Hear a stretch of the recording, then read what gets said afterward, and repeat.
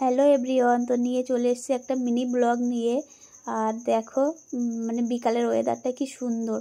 আর আজকে আমাদের বাড়িতে না অনেক অতিথি আসবে, তো ভাবলাম সেটাই তোমাদের সাথে শেয়ার করি। আর দেখো 4:45 মতো বাজে, আমার একটা দিদি এসেছে, এটা কিন্তু আমার মাসির মেয়ে।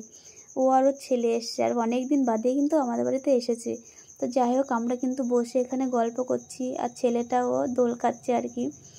আর গল্প করতে করতে একটা বড় মা এসেছিল, মানে আমার জেঠিমা হয় ইনি, আমরা ছোট থেকেই এনাকে বড় মা বলেই ডাকি। তো যাই হোক, আমরা কিন্তু গল্প করছিলাম বিকালবেলা। আর এদিকে দেখো দাদার মেয়েরা কিন্তু খেলা করছে আমাদের উঠোনের সামনে। আর আমাদের বাড়ি জানো তো, দাদা বলো দিদি বলো সবার একটা দুটো করে মেয়ে, একটাও ছেলে নেই। আমাদের বাড়ি শুধু মেয়ে, 5টা মেয়ে হয়ে গেছে অলরেডি। আর দেখো আমরা গল্প করতে করতে দেখো এখানে পার্সেলওয়ালা চলে এসছে, আমি একটা জিনিস অর্ডার দিয়েছিলাম সেটাই চলে এসছে। আর এনি কিন্তু আমার বোনের বর আর কি। তো যাই হোক, সন্ধ্যা হয়ে গেছে। এরপর দেখো আমার ওই মামিরা কিন্তু চলে এসেছে। আর আমরা কিন্তু কালকে একটা জায়গায় যাব, ওই জন্য সবাই মিলে এক জায়গায় হয়েছি। তো চলো দেখো পার্সেলটা কি এসেছিল।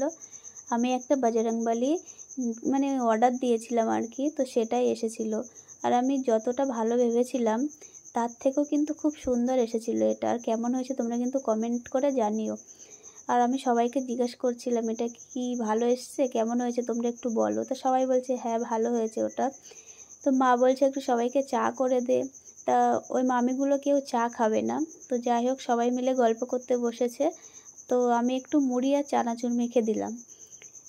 তো সবাই মিলে এখন আমরা মুড়ি চানাচুর খেয়ে নেব আর কি। আর যেহেতু কালকে একটা জায়গায় যাব ঠাকুর বাড়িতে, তো আজকে নিরামিষ খেতে হবে রাতে। তো মা এদিকে দেখো রান্নাটাও বসিয়ে দিয়েছে। তো চলো কী কী রান্না হয়েছে আজকে তোমরা দেখে নাও। আজকে হয়েছে সয়াবিন আলুর তরকারি ওল দিয়ে, আর হয়েছে মুগের ডাল আর আলু ভাজা।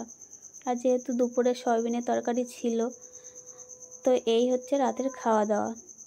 আর এখানে কিন্তু ছিল গরম গরম ধোয়া ওঠা ভাত, আর ভাতটা কিন্তু এক্ষুনি নামিয়েই নিয়ে এসেছি। আর এখন বাজে 10:30।